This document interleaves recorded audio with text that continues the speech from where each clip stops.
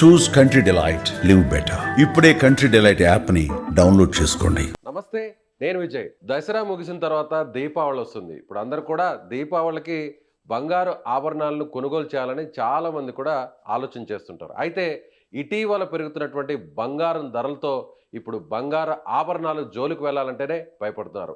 ఒకే ఒక మాట వినిపిస్తుంది: 10 గ్రాముల బంగారం మరికొన్ని నెలల్లో 3 లక్షల రూపాయలకు చేరుకుంటుందని మార్కెట్ నిపుణులు చెప్తున్నారు. ఇది ఎంత మాత్రం నిజం? దీని గురించి మాట్లాడదాం. మనతో పాటున్నారు బిజినెస్ అనలిస్ట్ ప్రశాంత్ గారు.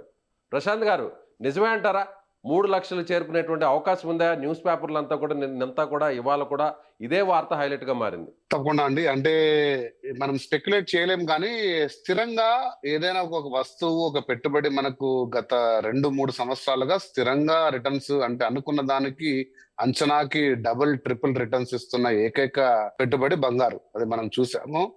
2023 అక్టోబర్ నుంచి 2025 అక్టోబర్, దాదాపు 2 సంవత్సరాల్లో 100% మనకు రిటర్న్ ఇచ్చింది. అంటే 1 ఇయర్ 40-45%, ఇయర్ ఒక 50%, దగ్గరగా 55,000 10 గ్రాముల బంగారం ఈ రోజు 1,25,000 దగ్గర చేరుకుంది. కాబట్టి అంచనాలన్నీ పెరుగుతూ పోతున్నాయి. ఎక్కడ ఇది స్టాప్ అవుతుంది, ఎంత దూరం పోతుందని మార్కెట్ లో అయితేనేమి, పెట్టుబడిదారులు అయితేనేమి, దేశాలు కూడా నిశ్చితంగా పరిశీలిస్తున్నాయి. వీటికి చాలా కారణాలు మనం ఇంతకు ముందు కూడా విశ్లేషించాము.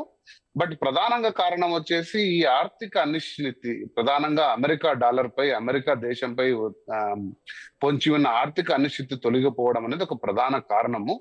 ఇది ఎన్ని రోజులు ఉంటుంది, ఎంత దూరం అవుతుంది అని చెప్పేసి మనం స్పెక్యులేట్ చేయలేం, కానీ ఉన్న రోజుల్లో పరిస్థితి మాత్రం మార్పు చెందే అవకాశం అయితే ఏం లేదు. ఖచ్చితంగా ఇది స్థిరంగా అభివృద్ధి అవుతూ పోతుంది. డిమాండ్ ఒకసారిగా పెరుగుతున్న పలు రీజన్స్ తో పెరగచ్చు, కానీ గత లాస్ట్ 10-15 డేస్ గా మనం పరిస్థితులన్నీ నిశ్చితంగా గమనిస్తే అమెరికాలో ఈరోజు అమెరికన్ గవర్నమెంట్ షట్ డౌన్ నడుస్తుంది. అది మీకు చదివే ఉంటారు. చాలా మందికి అంత డీప్ అండర్స్టాండింగ్ ఉండకపోవచ్చు, కానీ అమెరికాలో హౌస్ లో పాస్ అయిన బడ్జెట్ సెనెట్ లో రిజెక్ట్ అయింది. సెనెట్ లో ఇంకా రిపబ్లికన్స్ కి పూర్తి ఆధిపత్యం లేదు. సో వారు చెప్తున్నది ఏంటి అంటే, గవర్నమెంట్ కి ఇస్తున్న శాంక్షన్స్, అంటే government agencies, for example insurance agencies, వాటికి ఇస్తున్న శాంక్షన్స్ లో చాలా కోత ఉండడం వల్ల ఈ బిల్లులు మేము ఒప్పుకోమని చెప్పేసి బడ్జెట్ ని తిరస్కరించడం జరిగింది. అందుమూలన గవర్నమెంట్, ఫెడరల్ గవర్నమెంట్ దాదాపు 7-8 లక్షల మంది ఉద్యోగస్తులు, వారి సంస్థలు, అంటే అత్యవసర సేవలు తప్ప మిగతా సేవలు అన్ని కూడా, ఏదైనా సరే, ఈ పరిణామం ఒకసారి 2018లో కూడా జరిగింది అమెరికాలో. సో చాలా సంస్థలు ఈ రోజు సెలవు ప్రకటించాయి. సో ఆర్థికంగా చాలా అనిశ్చితికి నెలకొంది అమెరికాలోనే. సో అటువంటి పరిణామాల్లో ఏమవుతుందంటే, డాలర్ ఇండెక్సేషన్ తగ్గుతూ పోవడం, అంటే దేశంలో ప్రపంచ కరెన్సీలతో పోలిస్తే డాలర్ వాల్యూ తగ్గుతూ పోతుంటే మదుపరులు ఎవరైనా సరే, అది రీటైలర్ అయినా, హోల్సేలర్ అయినా, ఇంకా దేశీయ బ్యాంకులైనా కూడా డాలర్ కరెన్సీలు వాళ్ళ పొదుపు మొత్తంలో ఉన్న డాలర్ కరెన్సీలు కొద్దిగా తగ్గించుకుంటూ వేరే సాధనాలు, వేరే కరెన్సీ వైపు చూస్తున్నాయి. సో సెకండ్ బెస్ట్ కరెన్సీగా బంగారాన్ని పిలుస్తారు. అంటే బంగారం ఆల్మోస్ట్ లిక్విడ్ లాగానే, అంటే మీ దగ్గర బంగారం ఉన్నట్టే, జేబులో డబ్బు ఉన్నట్టే.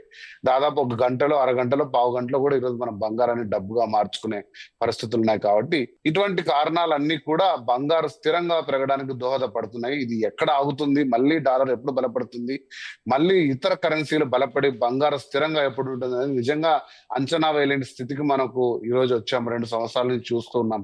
కాబట్టి స్థిరంగా బంగారు అయితే ఖచ్చితంగా పెరుగుతుంది. 3 లక్షలు అవుతుంది, 4 లక్షలు అవుతుందా అనేది నేను ఖచ్చితంగా చెప్పలేను, కానీ మనం ఇంతకు ముందు అనుకుంటే డిసెంబర్ నాటికి బహుశా 1,40,000-1,50,000 పెరిగే ఆవశ్యకత ఉందా? ఎందుకంటే యుక్రెయిన్ పరిస్థితులు కూడా మనం చూసామన్నా, అమెరికా ఇంకా మేము సపోర్ట్ చేస్తాం, రష్యాని ధీటుగా ఎదుర్కొంటామని చెప్తుంది, కానీ అది సమసిపోయే అంశంగా లేదు. సో ఇలాంటి అనిశ్చితి ఉన్నప్పుడు ఖచ్చితంగా పెట్టుబడిదారులు అందరూ కూడా స్థిరమైన ఒక పెట్టుబడి వైపు చూసే మార్గం ఉంటుందండి. అలాంటప్పుడు బంగారు పెరిగే అవసరం ఖచ్చితంగా ఉంది. అలాగే బంగారంతో పాటు వెండి ధరలు కూడా సమాంతరంగా పెరుగుతున్నాయి. అయితే వెండి మీద కూడా పెట్టుబడి పెట్టడానికి ఇది ఒక రైట్ ఛాన్స్ అనుకోవచ్చా, రైట్ టైం అనుకోవచ్చా? డెఫినెట్ గా అండి. నేను ఇంతకు ముందు కొన్ని వీడియోస్ లో, సుమన్ టీవీ ద్వారా చేసిన వీడియోస్ లో కూడా చెప్పాను, వెండి అనేది జనరల్ గా పెరగడానికి కారణము బంగారుతో ఏదైతే మనం చర్చించుకున్నామో అటువంటి విదేశీ అనిశ్చితి కారణాలు అనేది వెండికి అంతగా మనకు లింక్ చేయలేము. కానీ వెండి పెరుగుతున్న కారణాలు అయితే ఖచ్చితంగా మనం చూసాము. ఏంటంటే ప్రపంచవ్యాప్తంగా ఈవీ తర్వాత సోలార్ ఎనర్జీ, తర్వాత రెన్యూవబుల్ ఎనర్జీస్, ఎలక్ట్రానిక్స్, ఇటువంటి వాటికి డిమాండ్స్ పెరుగుతూ పోతున్నాయి. కాబట్టి అటువంటి సాధనాలు ఎంత డిమాండ్ ఉందో వాటిలో సిల్వర్ డెఫినెట్ గా చాలా ఇన్పుట్ సాధనం అండి. సిల్వర్ అనేది గోల్డ్ లాగా అదే పనిగా మైన్ చేసి తీసే మెటల్ కాదు.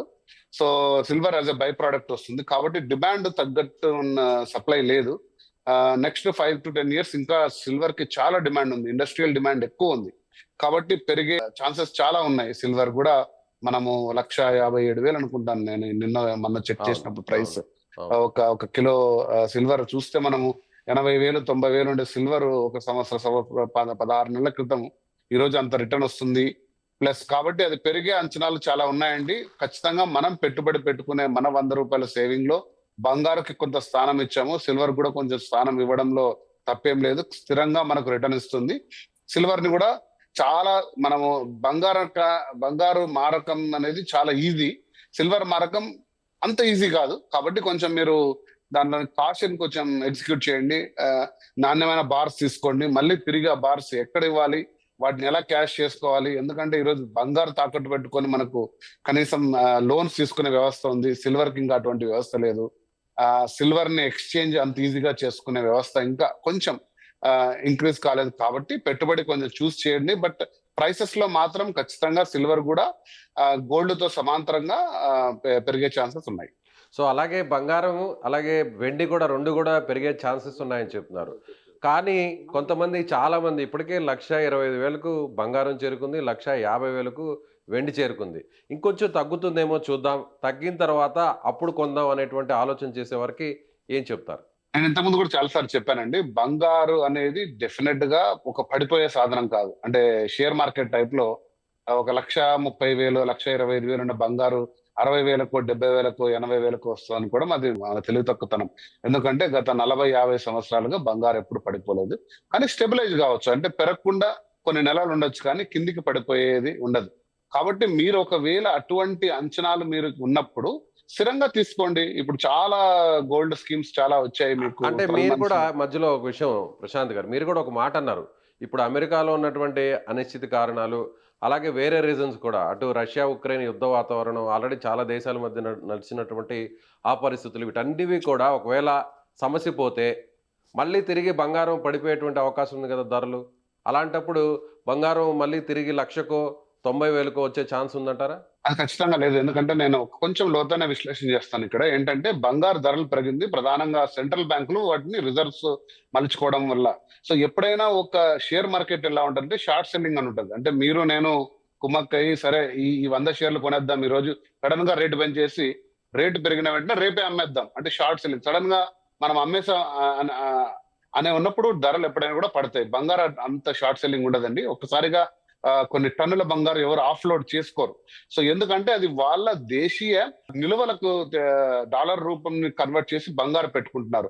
సో అంత సడన్ గా బంగారుని ఎవరు ఆఫ్లోడ్ చేయరు. కాబట్టి సడన్ సర్జింగ్ ఎప్పుడు బంగారులో ఉండదు. అంటే కిందికి పడడం అనేది అంత ఈజీగా ఉండదు. కాకపోతే స్థిరంగా అంటే బంగారు కొనడం ఆపారనుకోండి, చాలా మంది అక్కడ ఉంటే ప్రైస్ స్థిరంగా ఉంటుంది. ఎవరు హోల్డింగ్స్ వాళ్ళ దగ్గరే ఉంటాయి. డిమాండ్ కొంచెం తగ్గుతుంది. అప్పుడు ప్రైస్ అనేది సర్జింగ్ ఉండదు. అంతేగాని బంగారు సడన్ గా ఏ దేశం గాని ఏ వ్యవస్థ గాని టన్నుల కొద్దీ మార్కెట్ లోకి అందుబాటులోకి తీసుకొస్తే అప్పుడు మనకు సప్లై పెరిగి డిమాండ్ తగ్గితే గానీ ప్రైస్ పడిపోవడం జరగదు. సో ఇది కొంచెం లోతైన విశ్లేషణ. సో నేను షార్ట్ గా ఏం చెప్తున్నానంటే షేర్ మార్కెట్ లో పడిపోతున్నట్టు బంగారు అయితే పడిపోవడం అంటూ జరగదు. మరి ఏదో మీరు ఊహించిన స్థాయికి అయితే ఖచ్చితంగా ఉండదు.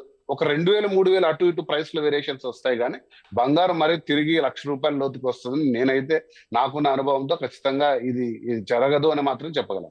Right sir, thank you so much. మంచి లోతైనటువంటి విశ్లేషణ అందించారు ప్రశాంత్ గారు. సో వ్యూవర్స్ చూస్తున్నారుగా, సో ప్రశాంత్ గారు చెప్తున్నట్టుగా బంగారం మీద ఎవరైతే పెట్టుబడి పెట్టాలనేటువంటి ఆలోచన చేస్తున్నారో ఇమీడియట్గా ఇప్పుడు రైట్ డెసిషన్, వెంటనే దాని మీద పెట్టుబడి పెట్టవచ్చు.